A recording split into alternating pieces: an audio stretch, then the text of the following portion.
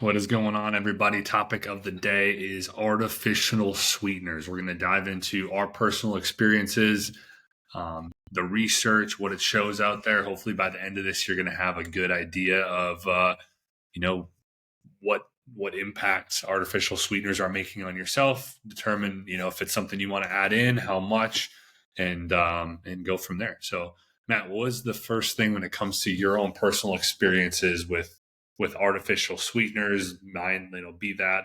I know some of the big ones out there. As part to me, I don't know how to say some of these sucralose, saccharin, Hmm. um, asfolme K. Those are common ones in like diet soda, sugar-free food, sugar substitutes, and then some of the more common ones you see around these days, stevia, monk fruit, some of the things that are added in to a lot of stuff as well. So, what is your initial experience with these? Yeah, dude. I mean, I use them from time to time personally. Um, I recommend, depending on where somebody's at in their health and fitness journey, to use them as well. I think they're tools, right? I feel like people should look at them and view them as tools to be used in a toolbox, not an end all be all. Like, for example, if somebody's in a scenario where extremely overweight, they're obese, they are drinking soda every single day. A good transition for somebody like that could be easy for them.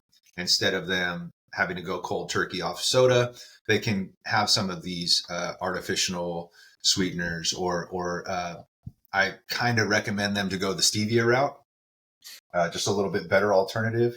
And so they'll automatically not have to feel like they're going cold turkey in their situation, their scenario, and they can improve their situation, right? They can improve their health.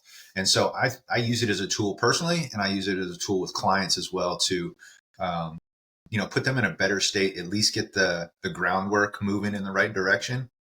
And then over time, of course, like I want to transition them to ultimate health and single ingredient foods and higher quality options and things like that. But um, I think it's a tool, right? I think it's a tool that can be used to its advantage, depending and given your current circumstance.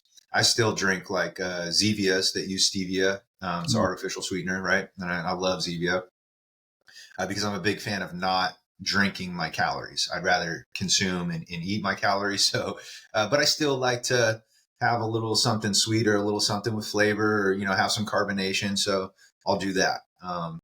I also like using things like monk fruit. Sometimes I'll put monk fruit in some things to get a little bit sweeter.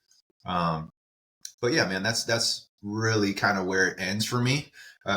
I haven't really dove into all the other things that I was looking up and you were mentioning on research and stuff. So it's interesting to see those. What about you? Like, what's your experience with them? I have similar type deal where I've used them in the past. Honestly, haven't used them much for a little while. But I've used them for like caloric intake, right? Like just like I'm not a big drink my calories guy either. So, just drinking, making having those low calorie sodas and different stuff like that to help, not drink a ton of sugar and a ton of calories throughout the day, as it goes a long way. I know, like I've had, clients where, you can get them down from, you know 10 10 sodas a day or pops a day down to like a few, and it's like crazy just how much that does for their results on Yeah. the scale, like with their body fat reduction, because they're getting a simple, easy, five, bless you, Thank you. simple 500 to 1,000 calories a day, which is huge, easy to create a calorie deficit with that. Sometimes that's all that you need to do, right? But I've also used them to make a lot of lower calorie, lower sugar options, right? I Yeah. have a big sweet tooth. And so making like cookies with stevia and different sweets that I used to do for anyone who used to watch a lot of my live cooking with Alex videos on my Facebook group, I would always do some like brownie, different things like microwave cookie type, just like all these different like awesome stuff that tasted really good, for a lot less calories than what it would be if you had sugar and like some of the high fat ingredients that they have in a lot of that stuff. And so that's kind of the big thing. But I have noticed like in larger doses, it doesn't make my stomach feel very good. Some of these, like it's just, they're so sweet. If you have a lot of it and it can just do a little number on my gut a little bit. So that's kind of where my experience as well, very similar to yours in the sense of trying to lower the calories, have used it with clients a ton to help them find lower calorie options and maybe some, if they do like pop or soda, having them, go towards a diet or go towards, one of these like stevia, like you said, Zevia or stevia flavored ones. So that's the kind of the big thing there. What have you found when you researched this? What were some of the main findings that you initially saw off the bat? So the ones that stood out based on the research were like aspartame, sucralose, and others. Those ones specifically, when taking in higher dosages, there's potential side effects of headaches, nausea, things like that. You mentioned like your gut a little bit, so it could Yeah. potentially mess up the gut microbiome, um, increase in the risk of certain cancers. And again, a lot of these are like in excess, right? Like you'd have to take a lot of these for these kind of signs to shown. And a lot of the studies that I noticed, I don't know if you noticed this as well, but they say might cause or could cause, right? Yeah. It wasn't like significant, like it absolutely will cause this, or, you can expect to get this from taking this amount. It wasn't like that. It was just like, these could potentially do it. And this was from the National Cancer Institute. And it was like a lot of hypotheticals. Another thing that I saw that it could raise, and I haven't experienced this too much, but I've heard people do it, is it could increase the amount of cravings that you have when you supplement with some of these things too. So I haven't personally dealt with that, but I have heard people do that as well. I don't know if you've had experience with that. Yeah. But yeah, those were like the main things that I saw that stood out to me. What about you? Yeah, I've definitely had that before where, they're so sweet that they can kind of lead to a little bit more of those cravings. But I did see, so I know you're talking about cancer. One of the things I saw was like a review of a lot of different stuff. And it talked about how that's been largely debunked, even, Mm, right? They said there's still studies that raise questions about it a little bit on the cancer side of things, but it's more with like long-term high dose exposure, right? yeah, So it's one of those things where somebody may be drinking 12 diet cokes a day, right? yeah, Then maybe, excess. maybe you start to run a little bit higher risk. But it's also said that those findings are not consistent. They're more relevant in animal studies Yeah, than human data. So it's like, who even knows on that side of things? But I found a lot of good stuff out there. This was really interesting, kind of going through the studies here. And I mostly like will look at the reviews, like systematic reviews of like dozens and dozens of studies that people have done. And one of them, I mean, obviously the biggest use of these is reducing sugar intake, helping to manage weight or lose weight. But it says that there's potential long term effects on like metabolic health. It's uncertain. The evidence is mixed in a lot of this, but it says it's like potential risks when it comes to insulin sensitivity, changes in gut microbiota. A lot of the stuff that I found out there, just like we need a lot more longer term studies to determine these things. But it talked about like a lot of the stuff I looked into is around blood sugar, insulin levels, and they don't directly raise it, but some studies have talked about how there could be disruptions in insulin sensitivity over a long term period that and even I had one thing that talked about that there's some things out there that are talking about potentially that sweet taste may signal the body to release insulin, even though there's no calories in the process or carbohydrates. I don't know the validity of that, but it was interesting to see that because obviously if it's altering insulin sensitivity, that would be something that somebody who maybe is a little bit more prone to type 2 diabetes or obesity maybe would want to watch out for and really make sure that they're moderating their intake just to be safe. And then on the microbiome or the gut health stuff, it says that there could be a promotion of like overgrowth, right? And then from this, but again, all of the stuff that I looked into, it talked about like you said, might, yeah, could, yeah, like it seems like there's not enough data out there and anything that I looked into to tell us that for certain these things are going on. but I think it is just something that you need to be mindful of.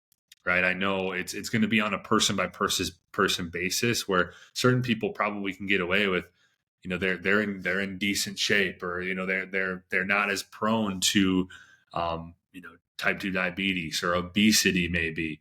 And those people maybe can get away with a little bit more, but I would say that it's something you got to be pretty careful with, from what Yeah, I've I seen. think you and I looked at the same study on the metabolic disorder thing too, because it also says the American Journal of Clinical Nutrition 2016 found an association between artificial sweeteners and sugar, um, and a higher risk of metabolic syndrome, though more research is needed. So yeah, like No. what you're saying is exactly right. It's just like in excess, if you were excessively consuming these things, like it almost sounds like you have to try, like your effort would have to be there to do it in excess for it to be a real concern. And even then that's like a maybe. I think the Yep. biggest issue with this, and like somebody did this in my Facebook group a long time ago, was like, I did the same thing as you. Like I posted the recipe and what I use, and it was like a thing that I think it was either a brownie recipe or something. And somebody random jumped in the comments and was like, absolutely not. Do not eat stevia, especially if you're trying to lose fat. It's going to block you from losing fat. And so I like just was out of curiosity, like jumped in the comments and asked, like, is there any empirical evidence on this? Like, are you just saying this, or where'd you get your sources from? And she pointed back to similar studies right here where it says it might or it may, right? And so I think what people do is they take like the smallest bit of a potential thing that may be something, and they take it and they run with it. And the problem with that is that look at how many cases of people who have used stevia, which by the way is proven to be one of the safest ones anyways, right? Like, and they take that and they go, oh, don't take stevia. And so somebody in a situation, a scenario like we were talking about, who is excessively drinking soda, excessively eating processed crap, and they're like, oh, I can't do stevia, so I might as well keep doing what I'm doing. Right. And because this person just said, I can't lose, oh, if I have stevia, it's actually going to make me retain fat.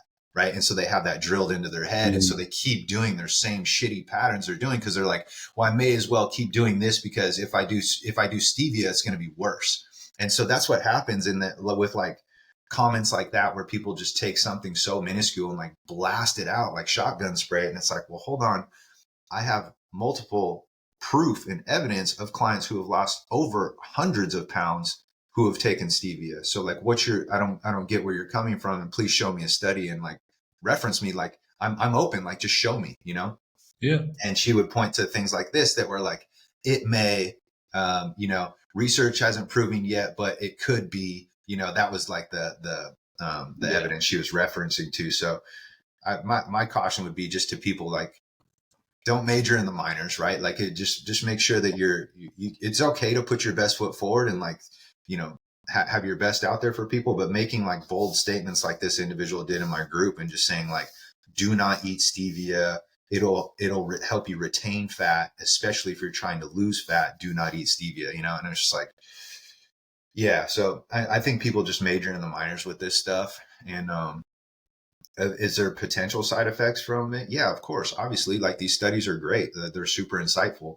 But I think some people like to take the smallest things and run with it. And it can be detrimental and do damage to people who are in a certain spot in their journey, specifically with like obese and extremely obese people, where it's like those options and alternatives are probably their best thing that they could possibly do, or one of the best things that they could possibly do. Yeah. And you and I know that from experience. We're like, dude, we've taken our clients through that. We personally do them, like, so. Of course. Yeah. No, I think it's a great tool, right? And you made a really good point there. It depends on what you're doing, right? It's like, if somebody is just consuming tons and tons of sugar, then these sugar alternatives are going to be probably a better option for them, at least in some capacity. At least they help them control their calories, lose weight. A lot of times if somebody's overweight, they probably have a lot bigger issues going on that are like health wise than taking something that potentially has these long term effects that haven't been proven yet. Right. Where maybe they do. Right. What if they do? Well, you know what? I bet by losing 40, 50 pounds, this person's gonna, you know, getting a lot better like health and be able to Right. live longer, Yeah, even if there are some of these like potential side effects totally. down the road, right? So I think that overall, what my I did like kind of a little summary of it. It's like overall everything I read, like this smaller doses, right? Like not going chronic with it, but then again, like if you're going chronic with sugar and like drinks and stuff, then you know what? If you do revert to a fully, stevia based like sodas and stuff like that, I can't imagine it's going to hurt you. It's going to probably help you lose some weight, but use your own judgment there. Do your own research. Find your what works for you. Be mindful of how it makes you feel. If it doesn't make your gut feel good, if it doesn't make you feel good, then maybe I've also heard of people that have like their like maybe allergies and stuff to it, or they're intolerant to stevia and some of these things. That's something to be mindful of as well, because that's not going to help you at all if you're intolerant to some of um, these different artificial sweeteners. But in the end, just the one thing to be mindful of is, other than that, is, some of the research out there that says that longer term impacts could be going on with things like weight gain, insulin resistance, altered gut health, even cardiovascular impacts, high blood pressure, stroke, heart disease.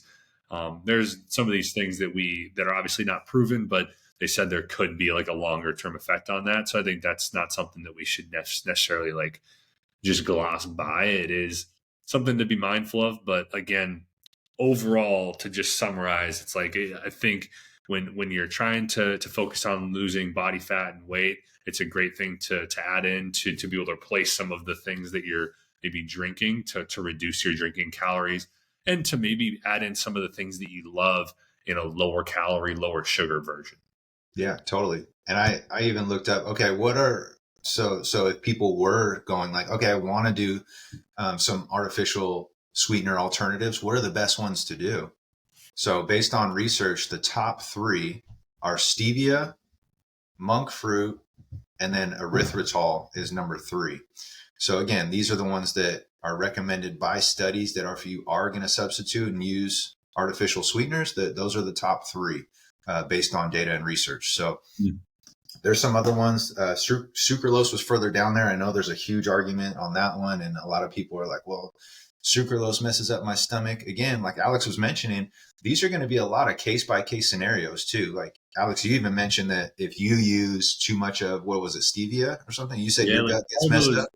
all of those are pretty like they're pretty sweet, right? Yeah, So like too much, like I've done some recipes where you're replacing the sugar with stevia, and some of those it's just like way too sweet for me. It yeah, doesn't make my stomach feel very good, yeah. and so I don't tend to do that or gravitate towards those. Yeah.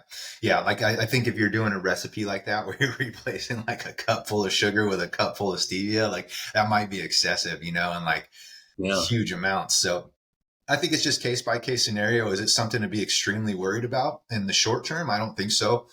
Is it going to be a better alternative than just pounding sugar and processed crap? Probably.